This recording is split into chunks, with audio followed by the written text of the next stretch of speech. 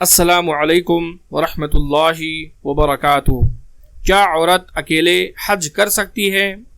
حضرت ابن عباس رضی اللہ تعالی عنہ سے مروی ہے کہ میں نے رسول اللہ صلی اللہ علیہ وسلم کو فرماتے ہوئے سنا کہ کوئی آدمی کسی عورت کے ساتھ اکیلا نہ ہو اور نہ کوئی عورت بغیر محرم کے سفر کرے۔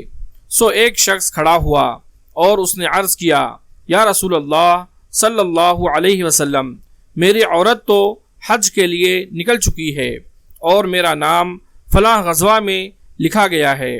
تو آپ صلی اللہ علیہ وسلم نے فرمایا، تم جاؤ اور اپنی عورت کے ساتھ حج کرو۔ بخاری حدیث نمبر 3006۔